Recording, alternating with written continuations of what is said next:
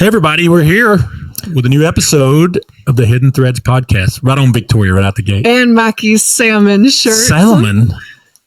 Represent. Real men wear pink or something? All the fish in the seas. I've worn this before. I know. I've said the same thing, too, I think. It's very warm. It's a very warm shirt. It does. My daughter got it for me for Christmas a few years ago. It's very warm. So today, we got an interesting one. Yes. Why are we doing this podcast? All right. Yeah. A lot of questions out there about what we can do with PI stuff. Start out with a question you got asked the other day, Victoria. What did the guy ask you? Are we referring, which one are you referring to? The guy that said, hey, if we gather the evidence, can he do his case himself? Oh, yeah. Yeah. He wanted to know if he could file a suit himself or if he had to have a lawyer. So, you can file anything you want without a lawyer. Okay. I don't recommend it, especially I hit my camera. You see my camera jiggling around? Hi, everybody. Tickle, tickle. Depending on the severity of the case, how big it is, and what's all at stake, I do not. Yeah, you can file small claim stuff by yourself all day. But the larger children are involved, divorce, those things, I do not recommend it going into that without a lawyer. Criminal, don't even try. Yeah. So, you can do your own thing. That's a lot of questions. One of the main reasons we do this podcast is questions like that. A big one is I want to get real information out there. There's so much fake information out there. Yes.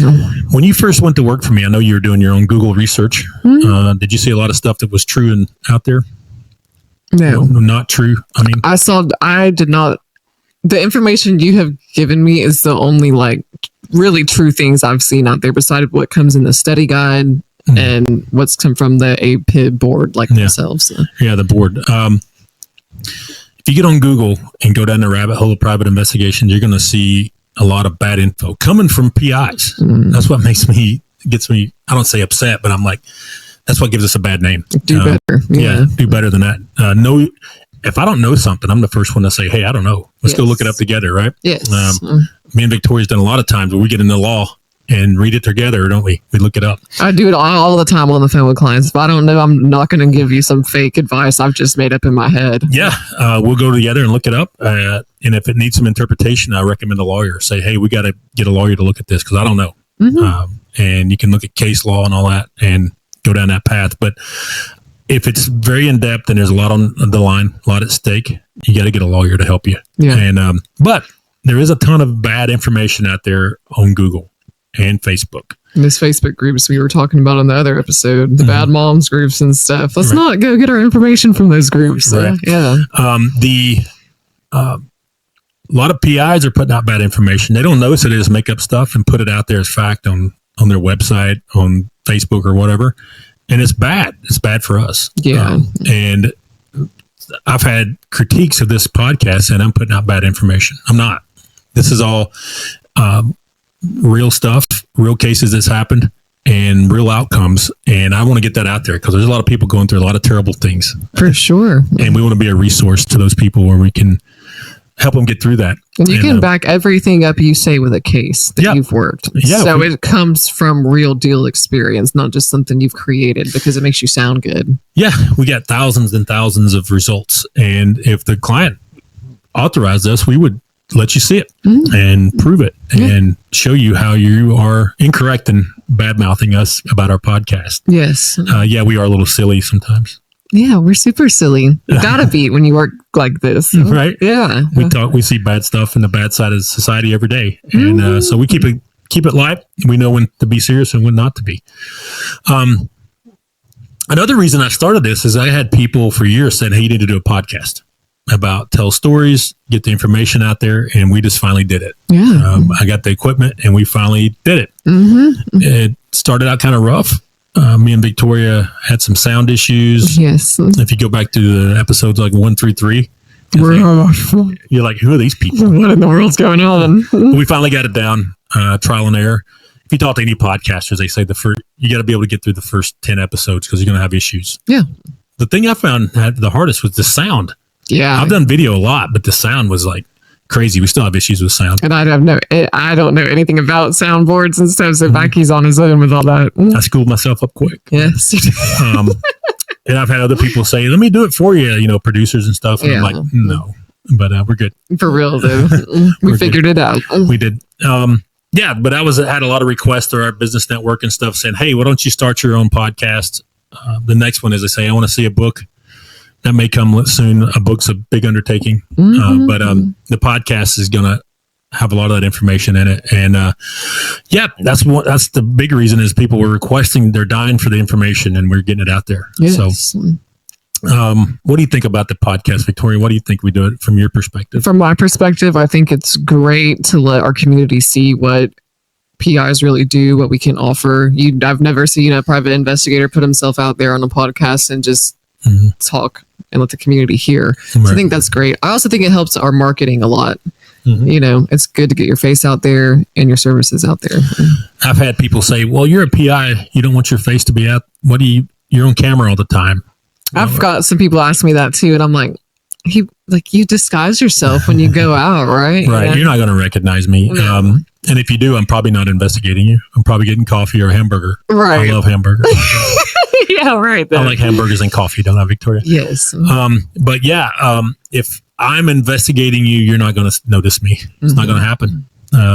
And more than likely, it's another one of my employees investigating you. Correct. I have a team, and it's not me doing it all the time. Yes. I do a lot of the digital and open source behind the scenes stuff. And I do get out and do surveillance, especially when I'm training new people. But it's probably going to be another investigator watching you. Yes. Matter of fact, if you're suspicious, there's probably one watching you now. Dun, dun, dun. Just kidding. I don't know if they are or not. I have to look at the case. There's one watching me right now. What? We both have a PI watching each other right now. I have an apprentice watching it.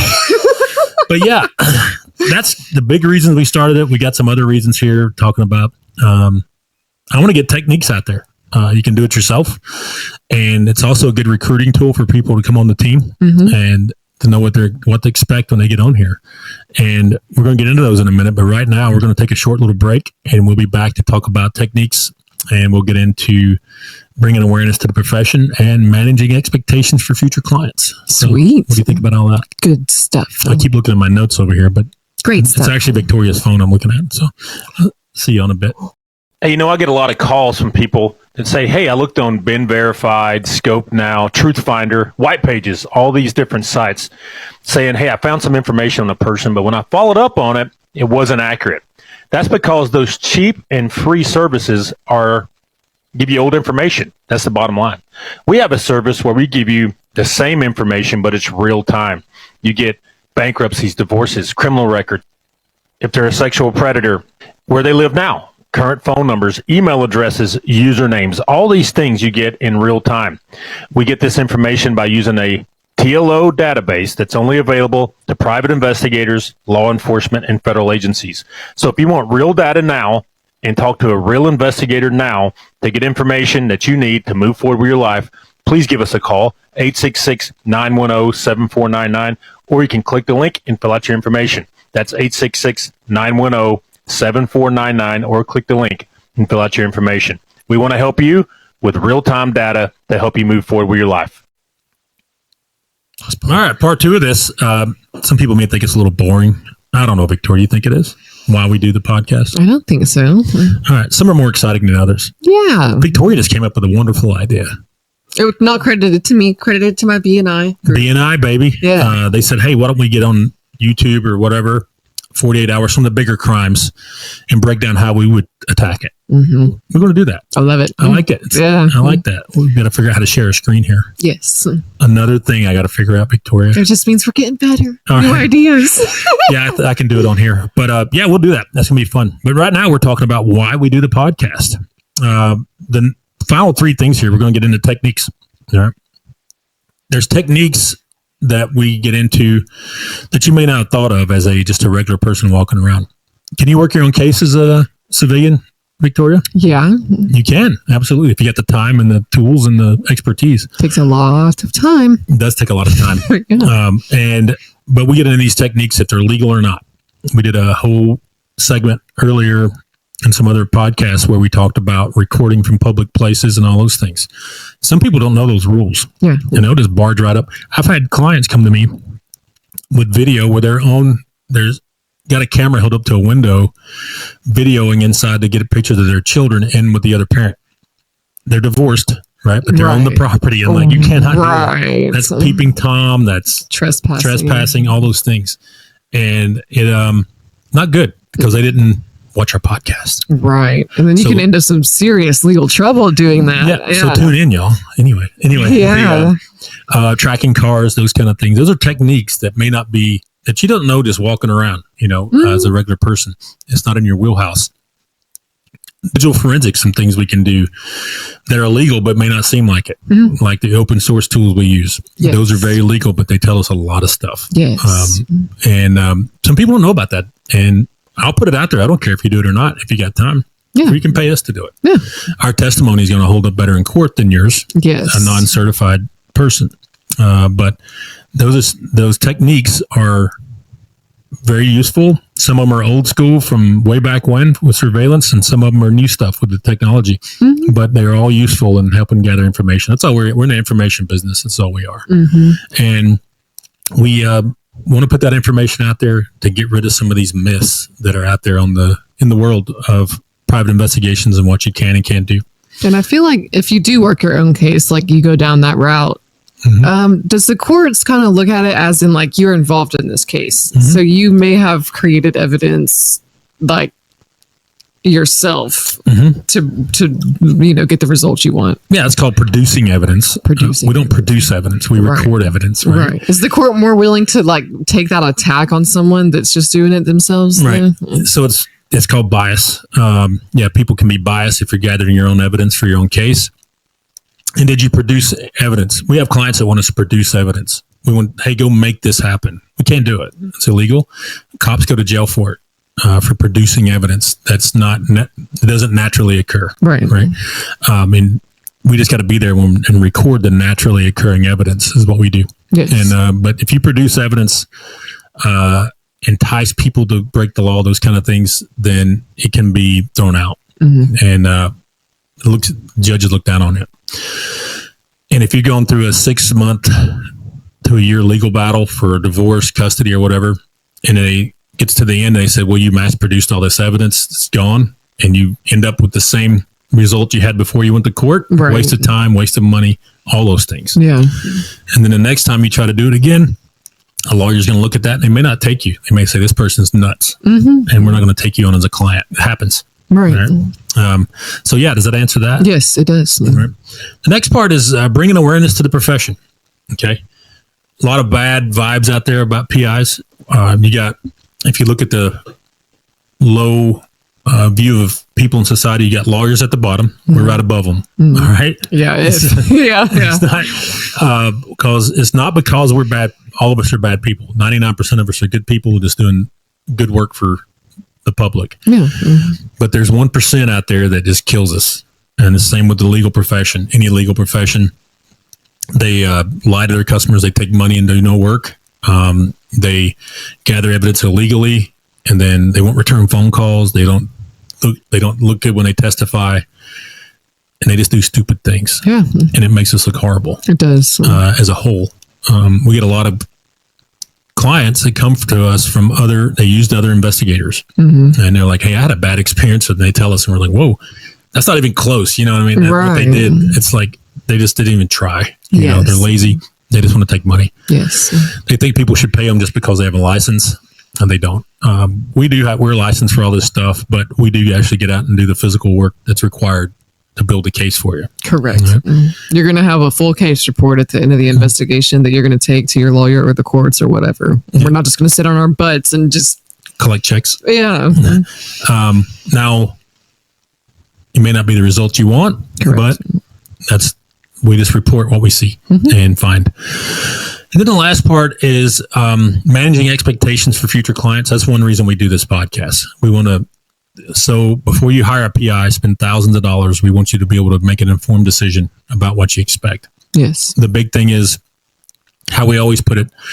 Clients come to us with assumptions, and then we start trying to verify those assumptions and prove them to be facts. Yes. Don't always happen, does it? No. Some people come to us highly emotional.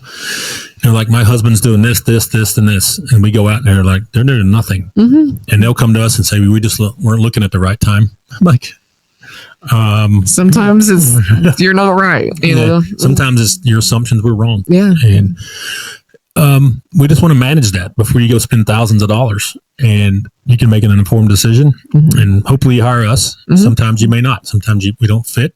And we just had one tell us in a text message that he don't think I could help him meet his goals. Yeah. I don't want him as a client anyways. I think he has a substance abuse issue, but I don't want to get caught up in that. But yeah, that's the reasons why we do this. And then I want to get real information out there, facts, instead of all this garbage that's out on the internet. I want to get, we have stories to tell that can help people get through difficult times, techniques so you can do it yourself if you want. And it helps other investigators, recruits understand what they're getting into. Yeah. And then bringing awareness to the profession, showing that, hey, we are professionals. We're not dorks that you see out on TV and stuff like that. Right. And then managing expectations of future clients. Any other reasons, Victoria, you can think of? It's fun. It's fun. We have fun. I don't know. Victoria has fun. I have a good time. Yeah, it is fun. It's a fun job. And if you want to learn more about it, you can always come join us for a day. How about that? For real. You can come hang out with us for a day and see what we're doing. We'll ride along action now. Ride along, sit next to us on the computer all day. Yeah. It's not as exciting as you think. No, it's not. It's really not. There's a show out there, Big Sky, is up in Montana about a PI and a PI firm. Every episode, they were pulling their guns out. I don't even have a gun half the time. I'm sure. I don't even think you've ever worked a case where you had to really pull a weapon out. Never pulled a weapon. If you're pulling a weapon out, something bad's going on. Yeah. So you're not a good PI if you're pulling a weapon out. All right. You shouldn't get involved in conflict. You should just record it. Right. So, yeah. That's all I got for this one, Victoria. Lots of misconceptions out there about the business. Here. Yeah. That's why we're here. And we'll see you in another episode soon. Yeah. Bye. Peace.